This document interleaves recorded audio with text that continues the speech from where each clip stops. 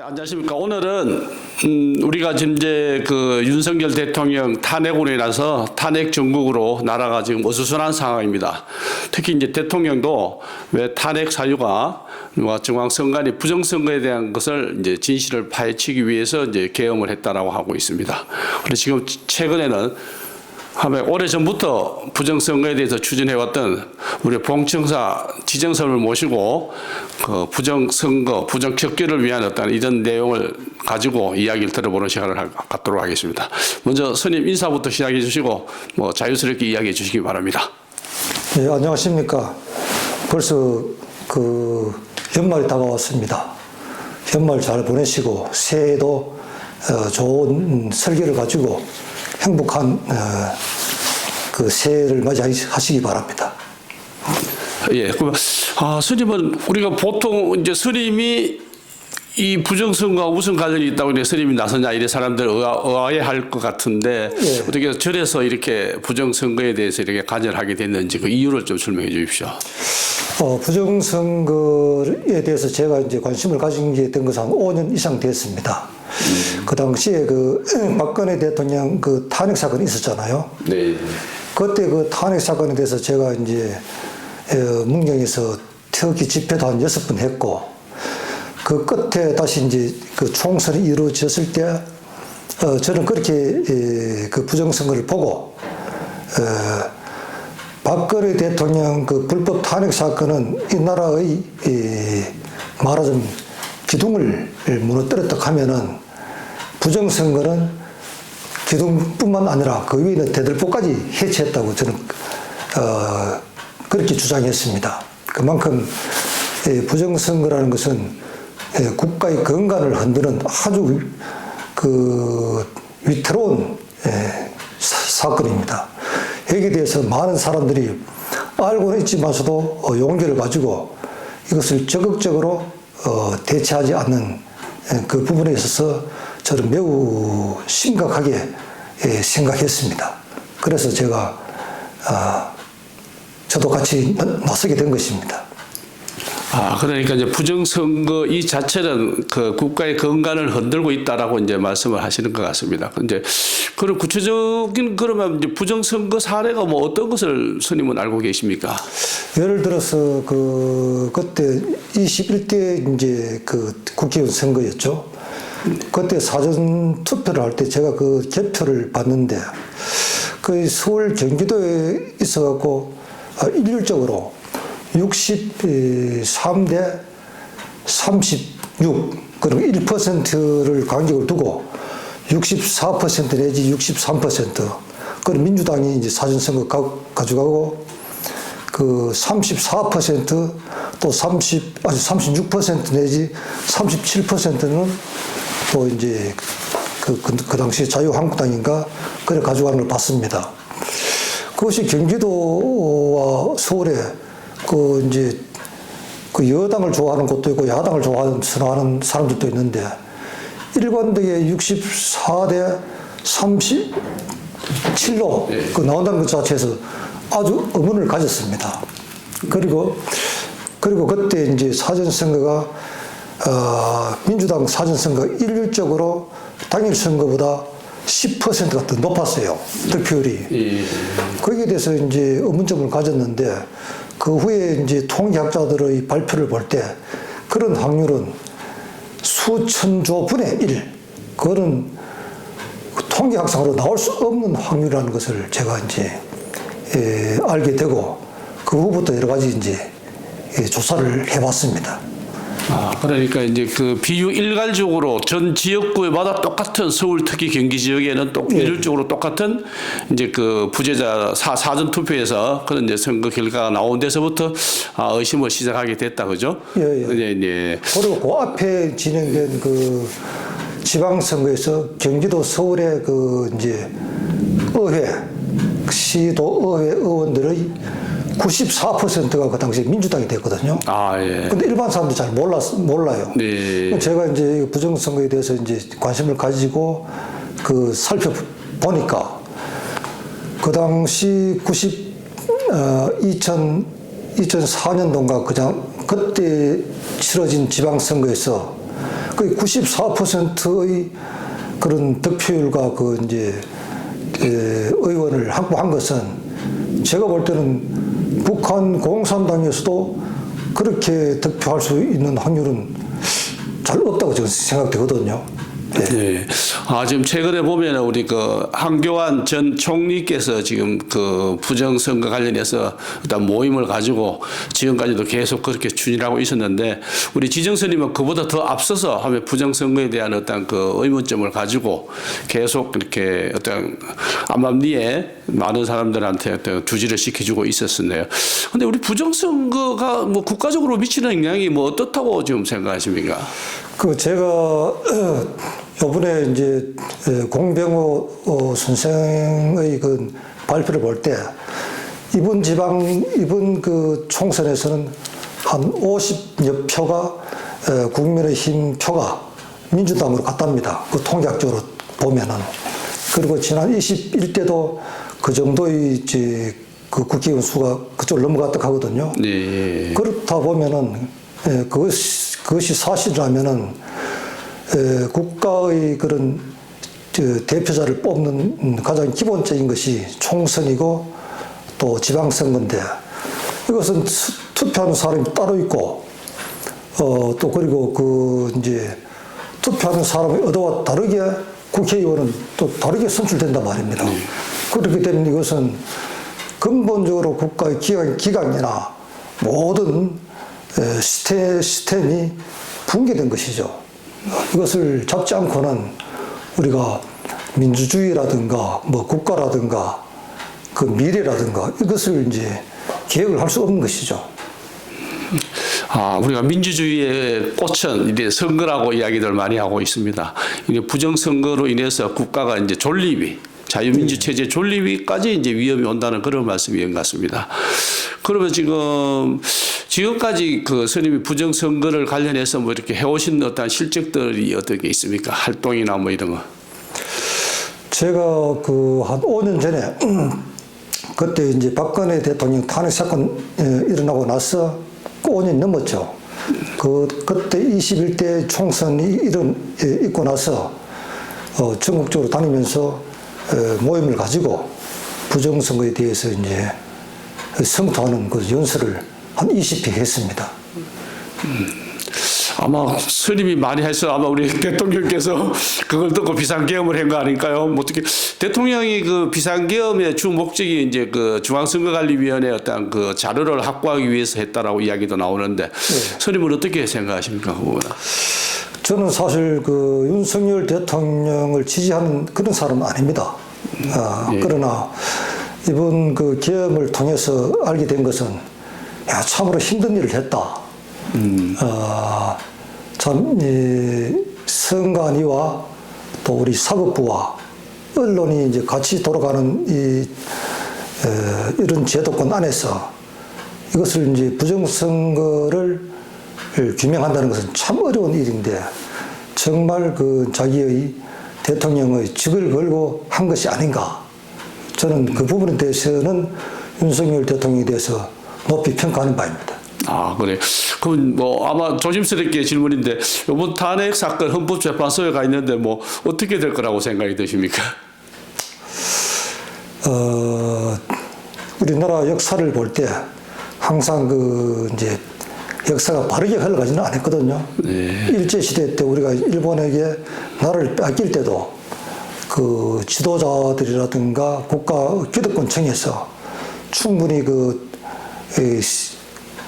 정책 판단을 못하고 그 당시에 이제 영국과 러시아의 그런 그레이트 게임 그런 것도 인지 못한 상태에서 단지 왕실이나 기득권층의 그런 이익을 위해서 나라가 뺏기도록 나라를 이제 지키는데 크게 힘을 못 썼습니다. 예. 그렇듯이 이번 사태에 대해서도 우리가 진정으로 우리 이제 지도자들이 또 그리고 국민들이 이 나라의 안위를 걱정하고 참 부정선거라든가 이런 그 오래된 고지를 고쳐야 되거든요. 네. 고지를 고치고자 하는 그 신념이 강하다 하면은 계엄령은 정당한 구국의 결단으로 이제 남을 것이고 국민들이나 지도자들이 자기 이익만 바라보고 눈앞의 이익을 쫓아간다 하면은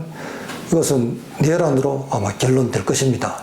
그래서 결과적으로 우리가 이 나라를 지키고 반듯한 선진국으로 나아가려면은 이 부정선거를 반드시 밝히고 내란이 아니라 그야말로 그 대통령의 그 치세, 그 뭐랄까 나라를 다스리는 고도의 방편으로 계엄을 선포했다고 그렇게 자리매김되도록 해야 될 겁니다. 지금 국가에 우리가 이제 보통 보면 이제 계엄령은 하나의 통치 행위다. 이제 그 범주에 속하기 때문에 이제 당연히 할 수 있는 거다. 네. 그래서 아마 그 탄핵안이 뭐 통과되지 않고 기각될 거라는 그런 뭐 예측 같습니다. 당연히 이거는 통치행위로서 볼 수 있다라고 이야기입니다. 근데 우리 그 지정선님께서는 늘 이렇게 국가에 대한 관심이 많으신 것 같습니다. 최근에 보니까 이제 국사봉이라는 그 각을 하나 만들어서 윗분을 모셨죠. 모셔가지고 최근에 이렇게 8분 모셨어요. 그거 누구누구인지 한번 그 8분만 말씀만 해주십시오. 이 지역의 그 고대 국가 최초 고대 국가의 고정가야 시조인 김고로, 예. 그리고 삼국 통일의 저 원훈인 김유신 장군, 장군 여기서 이제 활약을 했기 때문에, 네. 그리고 고려 태조 왕건, 태조 왕건, 예. 그리고 이 지역에서 이제 출생한 후백제 시조인 견훤, 예. 그리고 몽고가 쳐들어왔을 때 몽고군을 격퇴한 홍지스님, 예, 홍지스님. 예. 그리고 이제 홍건적이 왔을 때 홍건적을 격퇴한 그 흥덕 출신의 네.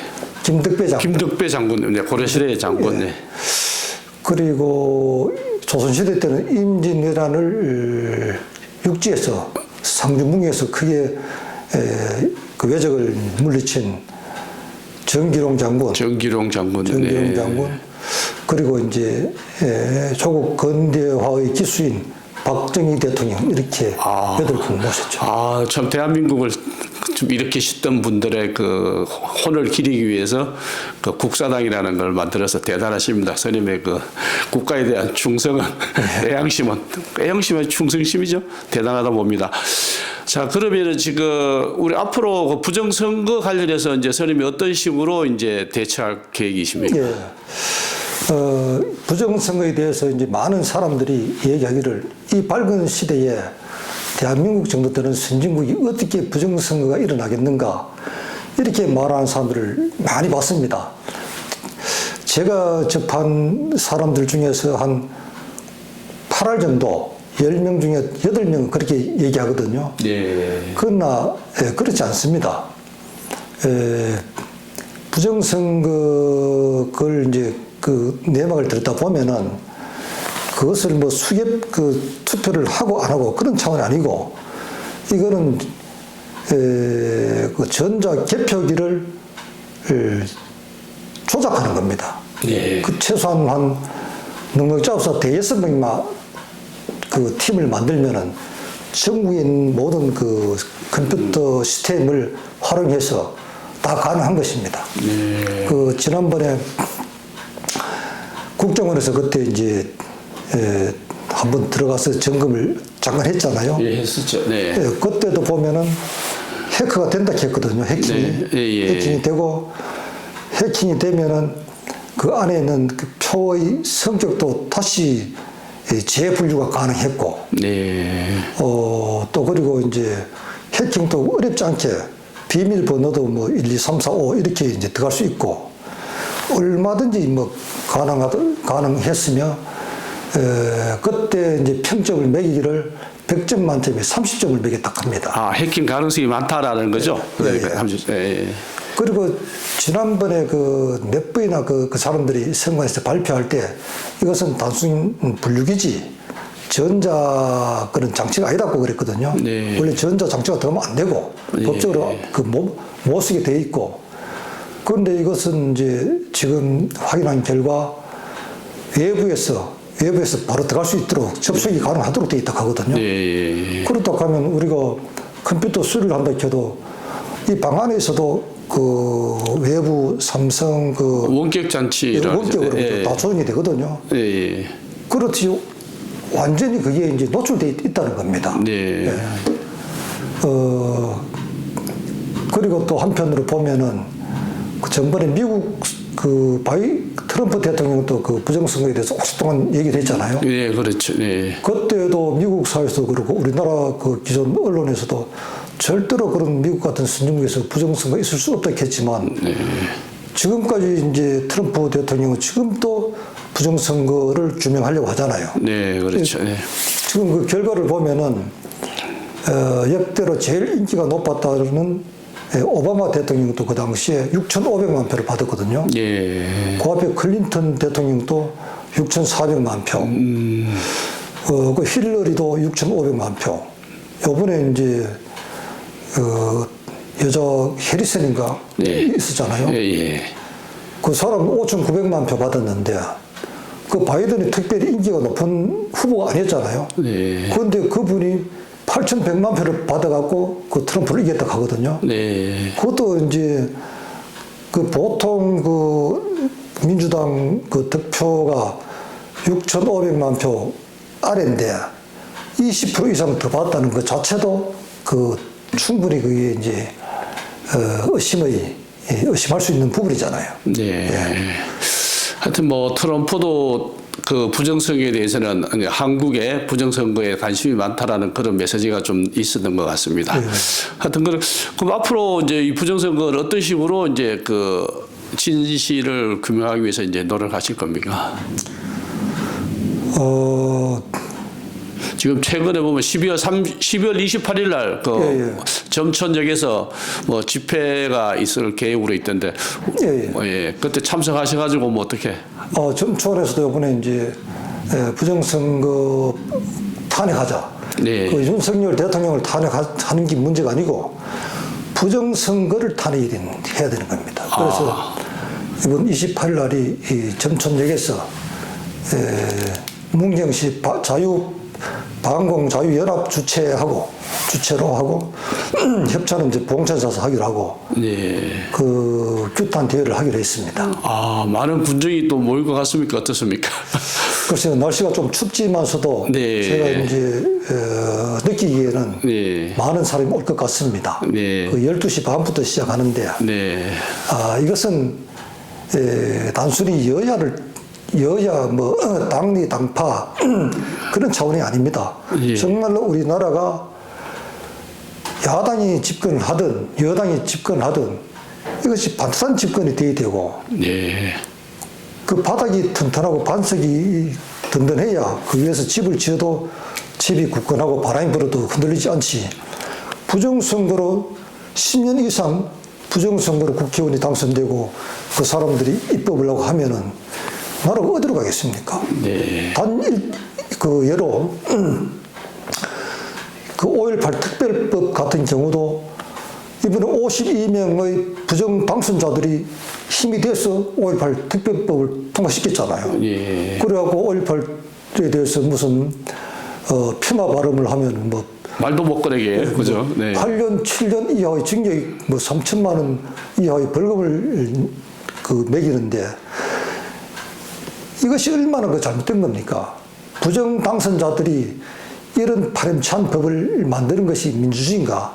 이것이 바로 민주주의를 파괴하고 국가를 망국으로 이끄는 것이거든요. 네. 그래서 반드시 이제 목숨을 걸고서라도 부정선거는 퇴치해야 되고 발본석원해야 되고 그 책임자는 반드시 처벌해야 됩니다. 네.